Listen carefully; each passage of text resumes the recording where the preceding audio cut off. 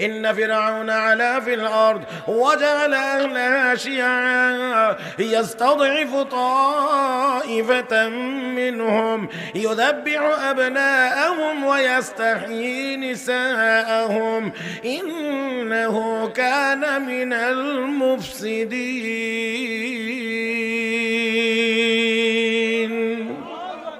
ইন্না ফিরআউন আলা ফিল আরদ জমিনে ফিরআউন দম্ভ ভরে চলতে শুরু করলো, অহংকারী হয়ে চলতে শুরু করলো। এমন কি অহংকারী হলো, এমন এমন এক পর্যায়ে গিয়ে বলতে শুরু করলো আনা রব্বুকুমুল আলা, আমি বড় খোদা। নাউজুবিল্লাহর আওয়াজ যাদের জবান দিয়ে বের হয় নাই তারা কি ফিরআউনকে খোদা সমর্থন করেন? তাহলে সব জবানে মিলে বলেন শুধু খোদা না, আনা রব্বুকুমুল আলা, আমি বড় খোদা। তাইলে বড় খোদা কখন বলতে পারে? যখন বিনয়ী হয় তখন, না অহংকারী হলে? অহংকারী, অহংকার, অহংকার। জি। আর ওয়াজআলা আহলাহা শিয়া, আর জমিনের বাসিন্দাদের মধ্যে বিভিন্ন দল উপদল সৃষ্টি করে একটা দলকে দুর্বল করে রেখেছে। ইয়াস্তাযইফু তাইফাতাম মিনহুম, বনি ইসরাইল নামে যেই গ্রুপটা ছিল এদেরকে খুবই দুর্বল করে রেখেছে, বিভক্ত। সব জালেমরাই চায় জনগণের মধ্যে যত বেশি গ্রুপিং করে রাখা যায়, যত বেশি দ্বন্দ্ব লাগায়া দিয়ে রাখা যায়, জালেমদের জন্য সুবিধা।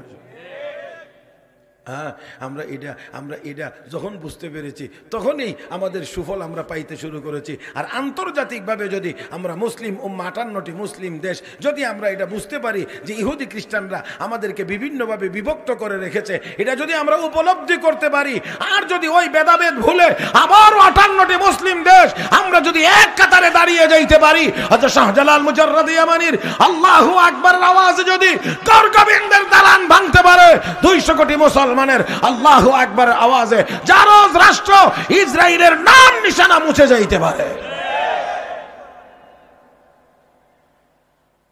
ওয়াজআলা আহলাহা শিয়া, বিভিন্ন গোত্রে বিভিন্ন উপদলে বিভক্ত করেছে। এর মধ্যে একটা দলকে খুবই দুর্বল করে রেখেছে, এমন দুর্বল ইউযাব্বিহু আবনাআহুম, ওই দলের, ওই গ্রুপের, ওই বংশের ছেলেরা জন্ম নিলেই হত্যা করত। ওয়াস্তাহয়ী নিসাহুম, মেয়েদেরকে জীবিত রাখত। ইন্নাহু কানা মিনাল মুফসিদিন, সে ছিল সন্ত্রাসী। ফেরাউন, বলেন বলেন বলেন বলেন বলেন।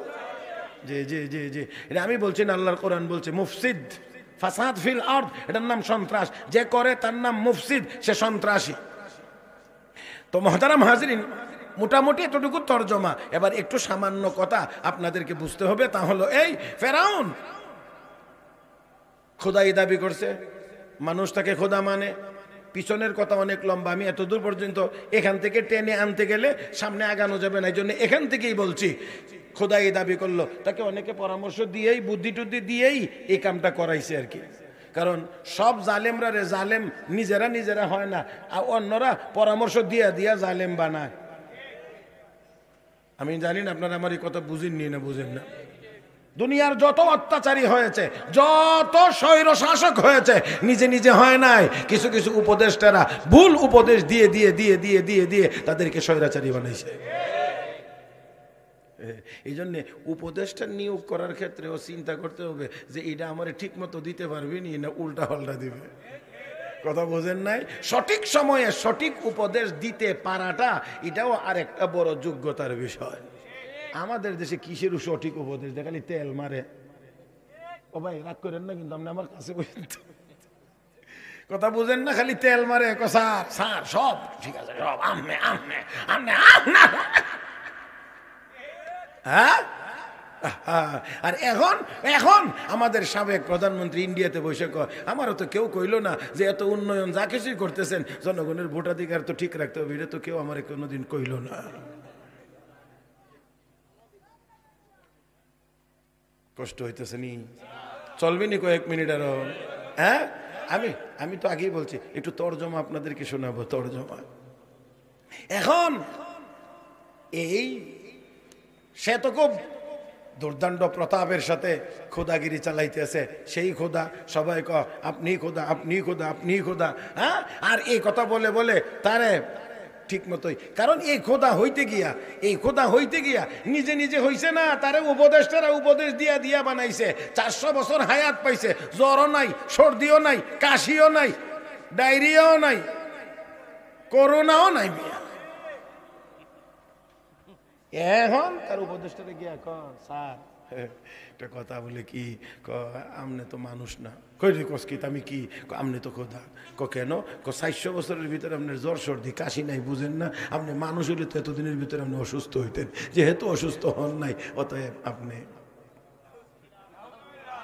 আরো আরো আরো আরো আরো আরো আরো আসতে।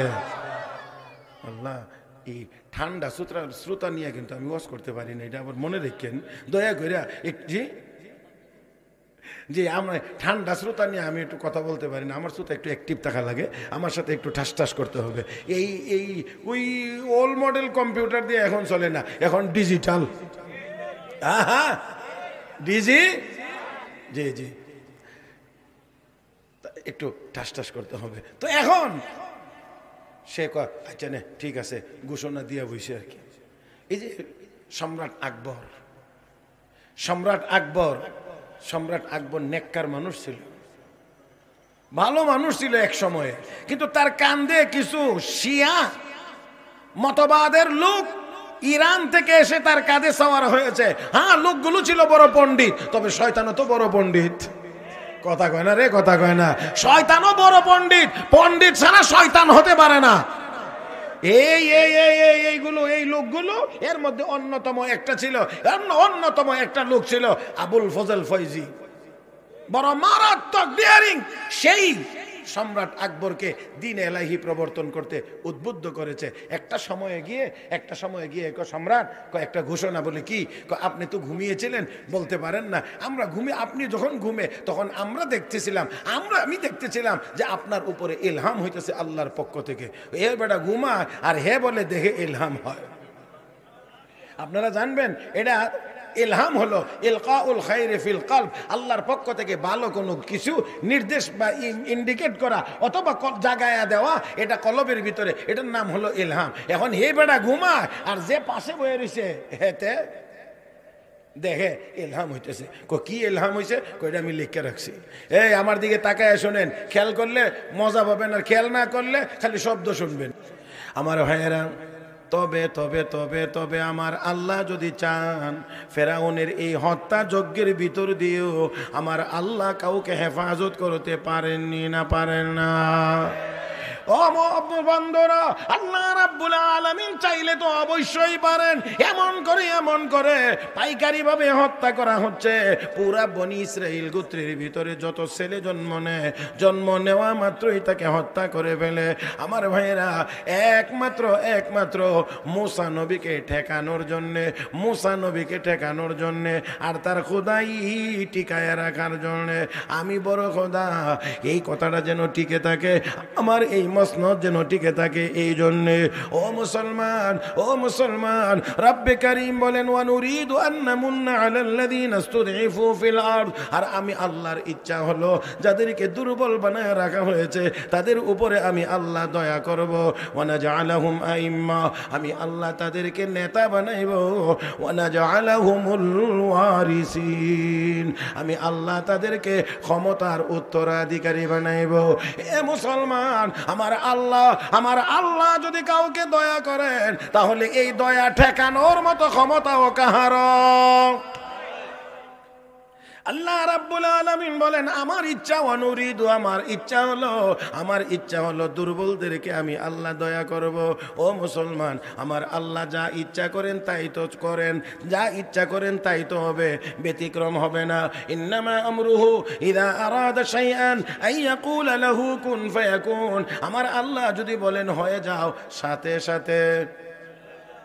সাথে দেখেন, আল্লাহর ইচ্ছা হলো এই দুর্বলদেরকে আল্লাহ দয়া করবেন, তাদের মধ্য থেকে নেতা বাড়ি করবেন। এই জন্যে আল্লাহ রাব্বুল আলামিন এই বংশের ভিতরেই পয়গম্বর পাঠানোর সিদ্ধান্ত নিয়েছেন। তবে মুসা আলাইহিস সালাম যেন বড় হইতে না পারে, সেই জন্যে অগ্রিম হত্যাযজ্ঞ চালাইছে। অগ্রিম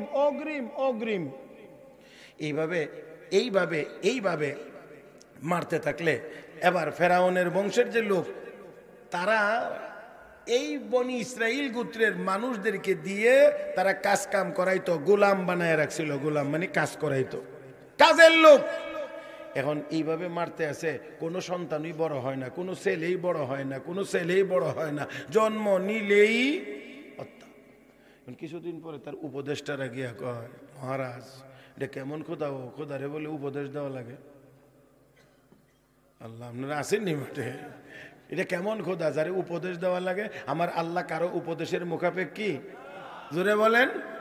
তো এখন তার গিয়া মহারাজ আপনি যেই কাম শুরু করছেন, জন্ম হইলেই ছেলেদেরকে হত্যা করেন, তো এইভাবে চলতে থাকলে আর কিছুদিন পরে তো কাজের লোক পাওয়া যাবে না, কাজের লোক পাওয়া যাবে না, তো কাজ করাইবেন কাদেরকে দিয়ে? খোদার ততক্ষণে হুশ হইছে, কথা তো ঠিক হইল।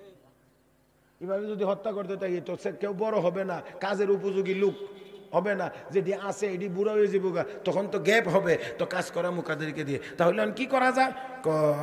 খোদা সাহেব একটা কাজ করেন, 1 বছর রাখেন আর 1 বছর কাটেন। কি চমৎকার পরামর্শ! 1 বছর রাখেন, 1 বছর মারেন। কচ্ছা নেও, ঠিক আছে, তাহলে 2025 সাল নিরাপদ।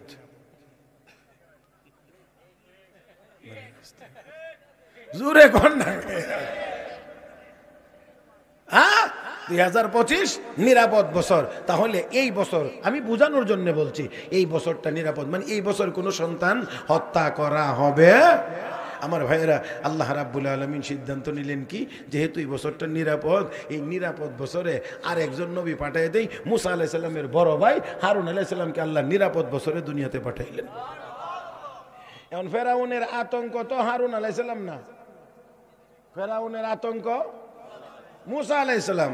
তো আমরার যুক্তি কয় এই নিরাপদ বছরে মুসা আলাইহিস সালামকে দুনিয়াতে পাঠানোর দরকার ছিল। আমরার বুদ্ধি এইটাই কয়, কিন্তু আল্লাহ কয় তাহলে তো যদি আমি নিরাপদ বছরে মুসারে পাঠাই, তাহলে এর অর্থ হইলো আমি ফেরাউনরে ডরাই, নাহলে আমি আবার নিরাপদ বছর খুঁজবো কেন? আল্লাহর জন্য আবার বিপদ আছে নাকি? সব নিরাপদ। এই জন্যে আপনারা লক্ষ্য করেন, কয়টা আপনাদেরকে নমুনা দেখাইতে হবে বা দেখাইতে পারবো জানি না, সময় তো এত বেশি হবেও না, তারপরও বলছি। ঈসা আলাইহিস সালামের বাড়িটা ঘেরাও করছে 40 জন ইহুদি ঈসা নবীকে হত্যা করার জন্য। আল্লাহ জিবরাইল আমার ঈসাকে আসমানে উঠায় নিয়ে আসো। তারা কিন্তু বাইরে দাঁড়ানো, আর আল্লাহ ওটায় নিয়ে গেছেন। এখন দীর্ঘ সময় দাঁড়িয়ে রয়েছে, সারা শব্দ পায় না। এখন একটা আরেকটারে কয়, টের পাইছে আমরা যে আসছি, এই জন্যে বের হবে না, তো কি করা যায়? দরজা ভেঙে ভিতরে ঢুকতে হবে। আল্লাহ ঠিক আছে আয়। দরজা ভেঙে যেই মাত্র ভিতরে ঢোকা শুরু হয়েছে, সর্বপ্রথম যেটা ঢুকছে, আল্লাহ এটারই ঈসা নবীর সুরত বানিয়ে দিছে। যদি আপনারা এই কথাটা বুঝে থাকেন, তাহলে এখন বলেন তো দেখি, 40 জনের প্রথম যিনি ঢুকছেন তাকে যদি চেহারা সুরত ঈসা আলাইহিস সালামের বানায়া দেওয়া হয়, তাহলে বাকি 39 জনে গিয়ে কি কাজ করবে? ইচ্ছা মতো না, একেবারে ইচ্ছা মতো মারছে। মিশন সফল। এবার ফিরে আসার পালা। সবাই বলছে আসো আমরা ফিরে যাই, তবে ফিরে যাওয়ার আগে একটু গনে দেখো আমরা সবাই নিরাপদে আসলাম কিনা। এবার গিয়েই লাগছে সমস্যা, যতই গনে গিয়ে দেখে 39, 1 - 39, শুধু 39। হুজুর আমনে গনেন, মুরব্বী মানুষ, গইনা দেখে 39। হুজুর আমনে গনেন, 39। কই ভাই আমনে আবার গনেন, 39। এখন একজন আর একজন রে কয় কারে মারলাম এতক্ষণ? যদি ঈসাকে মেরে থাকি তাহলে আমাদের আরেকজন কোথায়? আর যদি আমরা মেরে থাকি, ঈসা গেলেন কোথায়? আল্লাহু আকবার বলেন না, আর একটু জোরে বলেন না। আমার আল্লাহ বলেন আমার ঈসাকে মারবা না, না না, এমন ধাঁধায় ফেলে দেব সারা জীবন জপতে হবে কাকে মারলাম কাকে না। আমরাটারে মারলে ঈসা কোথায়, ঈসাকে মারলে আমাদেরটা কোথায়? রব্বে কারীম তার ভাষায় বলেন ওয়ামা কাতালুহু ওয়ামা সালাবুহু ওয়ালাকিন শুববিহা লাহুম ওয়া ইন্নাল্লাযীনা ইখতালাফু ফীহি লাফী শাক্কিন ما لهم به من علم إلا اتباع الظن وما قتلوه يقينا بل رفعه الله إليه وكان الله عزيزا حكيما আর একটু জোরে আল্লাহ তারা ঈসাকে হত্যা করতে পারে নাই, শুলিতেও চড়াইতে পারে নাই। গোটা বিষয়টাই তাদের জন্য অন্ধকারাচ্ছন্ন হয়ে গেছে, সন্দেহের মধ্যে পড়ে গেছে, কাকে মারলাম কাকে না। রব্বে কারীম কমা কাতালুহু ইয়াকিনা, ঈসাকে তারা হত্যা করতে পারে নাই নিশ্চিত, আমি আল্লাহ ঘোষণা দিলাম। তাহলে কি হয়েছে?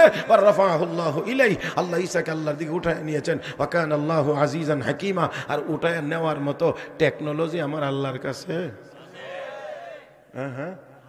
না, খালি কারেন্টের না আপনার কাছে আছে, লিফট আপনার কাছে আছে, আল্লাহর কাছে কন না আছে আছে আছে। মাশাআল্লাহ মাশাআল্লাহ। আমার ভাইরা, আমি আবারও জিজ্ঞেস করছি, কষ্ট হইতেছে?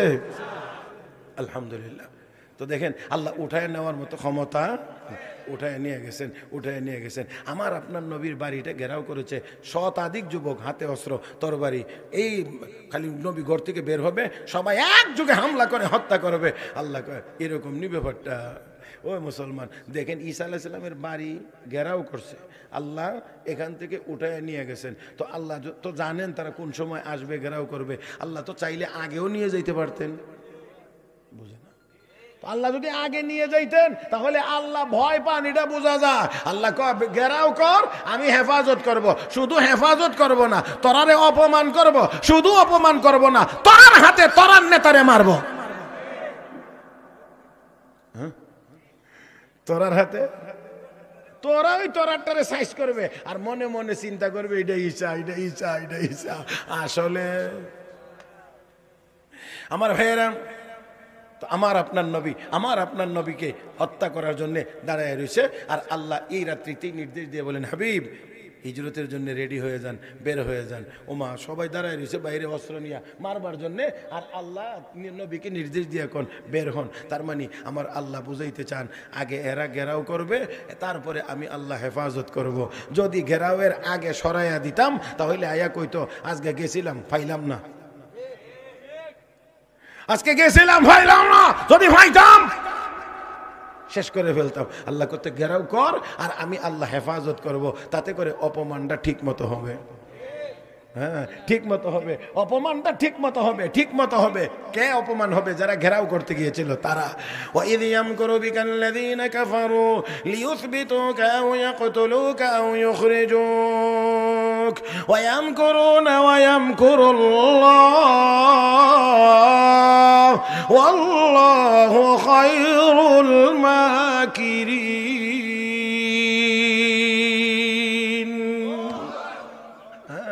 আল্লাহ কয় তারা ষড়যন্ত্র করেছিল আর আমি কৌশল অবলম্বন করেছিলাম। আমার কৌশলের সামনে কারো ষড়যন্ত্র চলে না, চলতে পারে না। আল্লাহর কৌশলের সামনে কারো ষড়যন্ত্র চলে না, চলতে। আমার ভাইয়েরা, তো দেখেন আল্লাহ রাব্বুল আলামিন আমার আপনার নবীকে নিয়েছেন এই দিকে নিরাপদ বছরে আল্লাহ হারুন আলাইহিস সালামকে দুনিয়াতে পাঠাইছেন।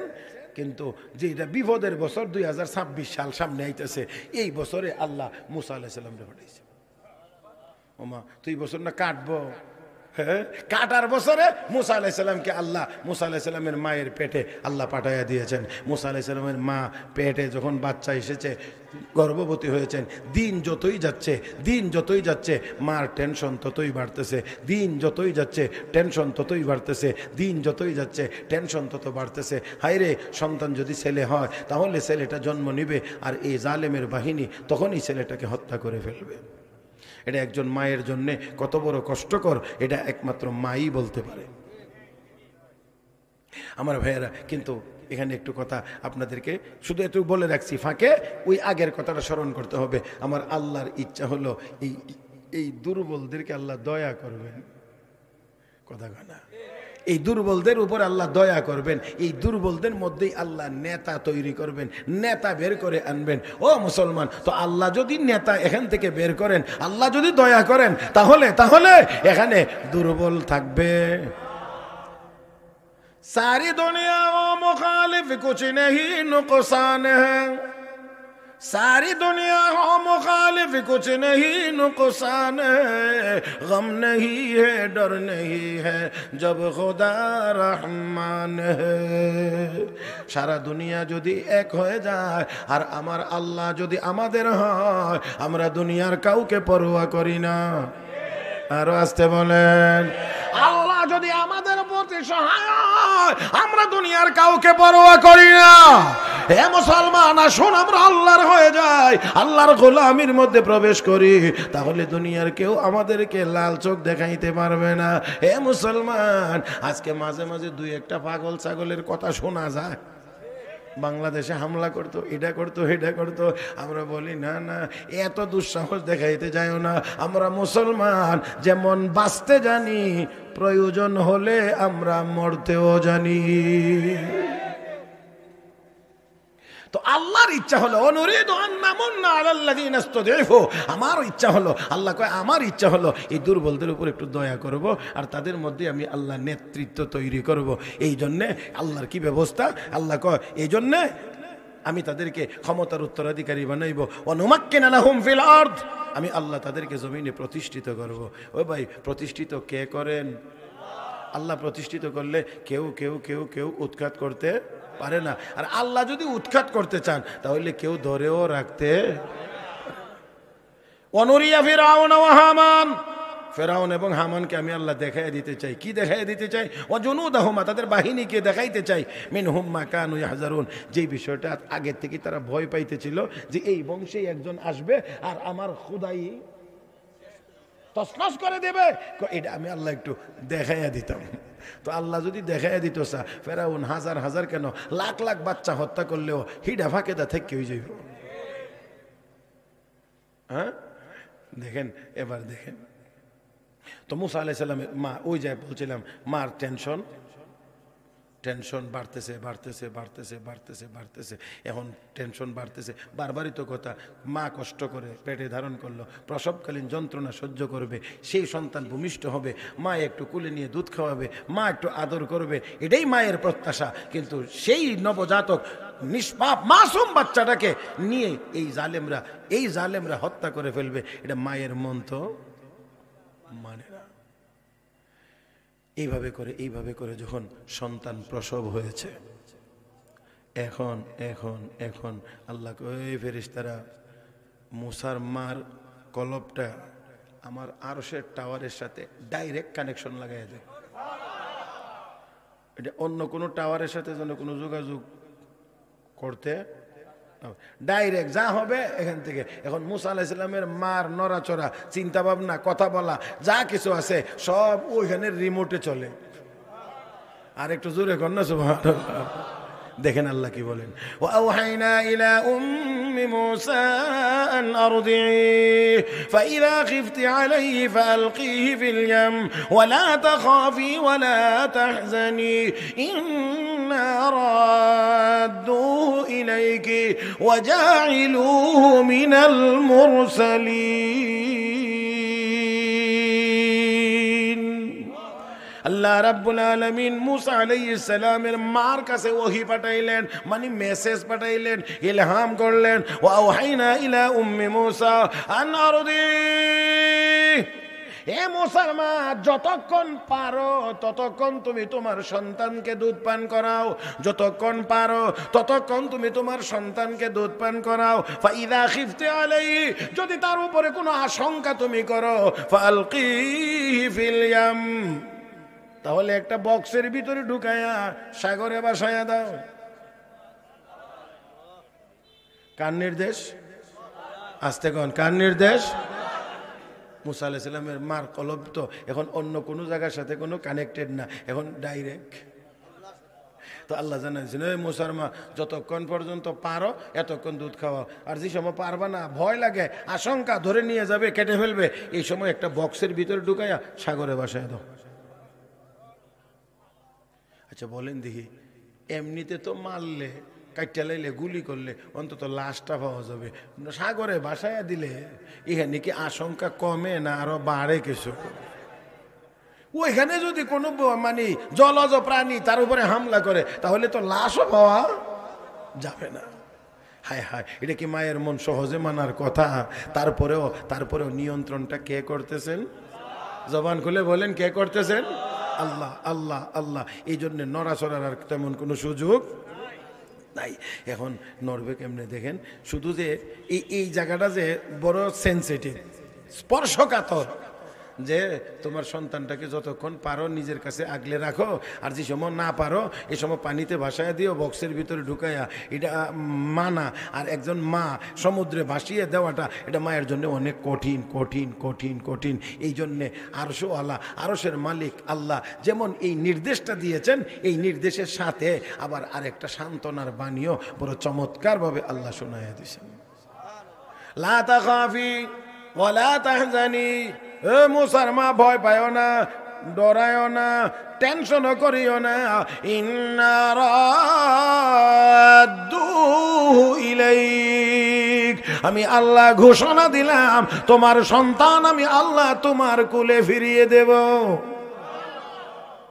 শুধু তা না, ওয়াজাইলুহু মিনাল মুরসালিন। হে মুসার মা, তোমার সন্তানকে শুধু তোমার কোলে ফিরাইয়া দেবো এমন না, আমি আল্লাহ এই সন্তানটাকে নবী বানাইব।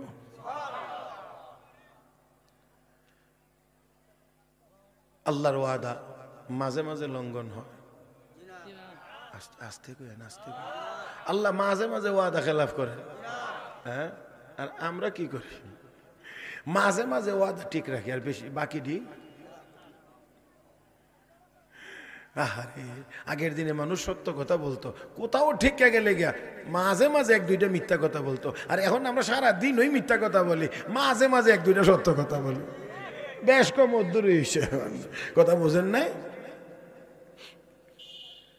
আল্লাহ আমাদের সবাইকে হেফাজত করুন, আল্লাহ আমাদের সবাইকে সঠিক বুঝ দান করুন, আল্লাহ আমাদের সবাইকে হেদায়েত নসিব করুন। সবাই বলি আমিন। এখন মুসা আলাইহিস সালামের মা যতক্ষণ সম্ভব ছিল দুধ পান করছে। দুধ পান করার পরে যখন দেখছে যে অবস্থা বেশি ভালো না, বক্সের ভিতরে ভরে আস্তে করে সাগরে ভাসাইয়া দিছে। এখন ভাসাইয়া দিলে আল্লাহ রাব্বুল আলামিন এটারে সমুদ্রের মধ্যে বাতাস দিয়া ঢেউ খেলাইয়া এটারে নিয়া ফেরাউনের গাড়ি লাগাইছে। এদিকে সুবহানাল্লাহ পারেনি না? আচ্ছা বলেন তো দেখি, কি কারণে এই এত আয়োজন? এই বক্সের ভিতরে কেন ঢুকানো হইল? সমুদ্রে কেন ভাসানো হইল? ফেরাউনের হাতে যাতে ফেরাউনের হাতে যেন না পড়ে, ফেরাউনের বাহিনী যেন না পায়। এখন আল্লাহ এটারে ঢেউ বাতাস দিয়া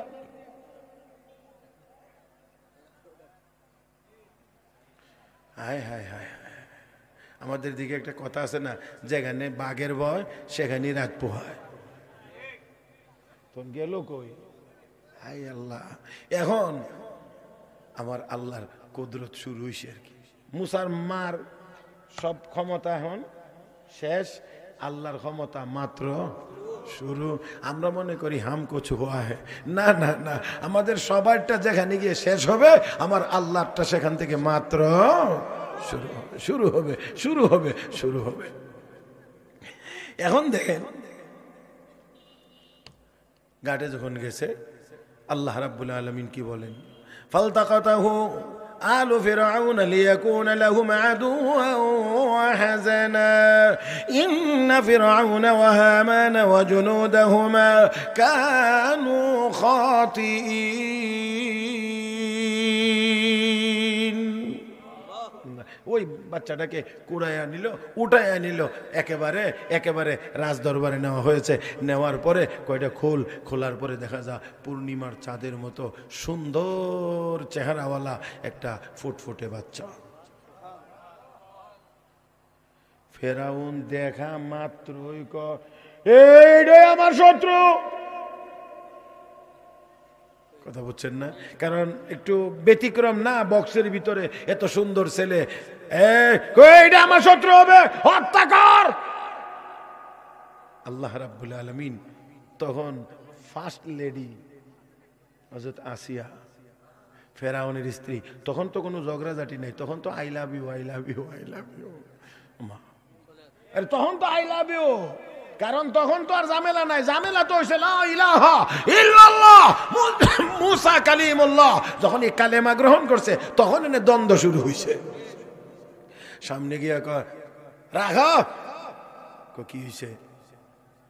এত বছর যাবত বিয়ে শাদী হয়েছে, একটা বাচ্চা কাচ্চা হয়েছে না, মা হইতে পারছি না, মা ডাক শুনতে পারছি না, এত সুন্দর এই বাচ্চাটারে, এটারে কে হত্যা? তোমার শত্রু কবে জানি মাইরা লাইছে, মইরা গেছে গা, এখন এটারে আমরা ছেলে মনে করে লালন পালন করবো। তখন তো কোনো দ্বন্দ্ব টন্দ্ব তো নাই। দ্বন্দ্ব না থাকার কারণে ম্যাডাম যখন সামনে আসে বলছে, এখন যখন বলছে দেখেন কি কয়, ওয়াকালাত ইমরাআতু ফিরাউন কুররাতু আইনিন লি ওয়া লাক লা তাকতুলু, বাচ্চাটারে হত্যা করিও না, এটা আমাদের নয়নমণি। আল্লাহ কয় তুই মারবে, তোর বউর কলবে এমন মহব্বত জাগায় দেব, আর তুই তো যখন ম্যাডাম বলবে তো আর কিছু বলতে পারবি না। মা আমরারও তো কিছু কিছু আছে না, ম্যাডাম যা বললে দিব ইডো ইয়ার বাইরে না। হ্যাঁ জি জি জি, ঘরে গেলে ম্যাডামের সামনে একবারে আত্তাহিয়াতুর সুরতে বসে, একেবারে বিড়ালের মতো নরম, কিন্তু তাই নয় আবার মসজিদে গেলে, ইমামের সামনে, মুয়াজ্জিনের সামনে গেলে দেখবেন একবার রয়্যাল বেঙ্গল টাইগার হয়ে যায়। আপনারা কেউ ঠিক না কইলেও ঠিক, কারণ আমি 30-32 বছর যাবত দেখতেছি, গেলেই তো হইতাম সা যেটি মসজিদে গিয়ে খালি অযথা কেরকেরা, আমি এটির উপর একটু জরিপ করে দেখছি, বাড়িতে গেলে আত্তাহিয়াতু পড়ে। তারপর আল্লাহ বলেন তিলকা আয়াতুল কিতাবিল মুবিন, এগুলো স্পষ্ট কিতাবের আয়াত সমূহ। অতঃপর আল্লাহ বলেন নাতলু আলাইকা মিন নাবাই মূসা ওয়া ফিরআউনা বিল হক লিকাওমিন ইউমিনুন। হে নবী, ও আমার হাবিব, আমি আল্লাহ মূসা এবং ফিরআউনের ঘটনাটা সবিস্তারে, আমি সত্যতার সাথে আমি আল্লাহ আপনার কাছে বর্ণনা করব, লিকাওমি ইউমিনুন, ঈমানদার সম্প্রদায়ের নসিহতের জন্য। তার মানে হলো কোরআনে আল্লাহ যা বর্ণনা করবেন এর ভিতরে আমাদের জন্য নসিহতের বস্তু আছে। আল্লাহ শুধু খামোখা এগুলো বর্ণনা করেন নাই। হ্যাঁ, সাথে আবার এটাও মনে রাখতে হবে, আল্লাহ বলছেন এখানে কাদের জন্য আমি ঘটনা বর্ণনা করছি, লিকাওমি ইউমিনুন, ঈমানদার সম্প্রদায়ের জন্য। তাহলে উপকৃত হবে ঈমানদারেরা। রব্বে কারীম অন্য আয়াতে বলেন ফাযাক্কির ইন্নামা আনতা মুযাক্কির ফাযাক্কির ইন নাফাতি যিকরা। হাবিব, আপনি উপদেশ দেন, যারা উপকারী হবে, যারা মুমিন তাদের জন্য, ঈমানদারদের জন্য। ওয়াযাক্কির ফাইন্না যিকরা তানফাউল মুমিনিন, আপনি উপদেশ দেন, যারা মুমিন উপদেশ তাদের উপকারে আসবে। আমার ভাইয়েরা, এই জন্য মাহফিলে যাওয়া লাগে, কারণ মাহফিলে গিয়ে উপদেশ বাণীগুলো শুনলে মুমিনের উপকার হয়। জোরে কান। অনেকে বলবে এত মাহফিলের দরকার কি, এত মাদ্রাসার দরকার কি? বুঝতে হবে সমস্যা আছে কিছু। এই ঠিকটা যদি আপনারা আর একটু আওয়াজ করে বলতেন তাহলে মনে হয় ভালো হতো। মাদ্রাসা বেশি দেখলে তার চুলকানি উঠে, মসজিদ বেশি দেখলে তার সমস্যা মনে হয়, মাহফিল গুলো বেশি দেখলে যাদের যন্ত্রণা হয়, বুঝতে হবে কোনো না কোনো দিক দিয়ে আবু জাহেলের সাথে তাদের মিল আছে। আমার ভাইয়েরা, এত মাহফিলের দরকার কি? কোনোদিন তো এই কথা বলেন নাই এত ডাক্তারের দরকার কি, এত হাসপাতালের দরকার কি, এত ক্লিনিকের দরকার কি? এটা তো কোনোদিন বললেন না। আমার ভাইয়েরা, আসুন, এই উপদেশ বাণী, এই উপদেশ, এই মাহফিল, এই ওয়াজ নসিহত তানফাউল মুমিনিন, যারা মুমিন, যারা ঈমানদার, তাদের অবশ্যই উপকারে আসবে। দেখেন, এই মাহফিলগুলো যদি চালু না থাকতো, তাহলে এরকম প্যান্ডেল টানায়া বহু নাচ গানের ব্যবস্থা এই দেশে হইতো, এক সময় তো হইতো। হ্যাঁ, এই জন্য তো আবার অনেকের মনে যন্ত্রণা। আগে পালা গান হইতো, যাত্রা গান হইতো, ইডা হইতো, সব মেয়া সাবেরা দখল করে লেছে, তার ভিতরে কত যন্ত্রণা। হ্যাঁ, তার ভিতরে কত যন্ত্রণা। মুহতারাম হাজরিন, আমি বলতে চাই এই বাংলার জমিন 360 আউলিয়ার জমিন। আর একটু মহব্বতে বলেন, 18 কোটি তাওহীদি জনতার জমিন, 5 লাখ মসজিদের জমিন, লক্ষ লক্ষ উলামায়ে কেরামের জমিন। এই পবিত্র জমিনে তো আল্লাহর কোরআনের কথাই চলবে, এখানে কোনো নাচ গান চলতে পারে না।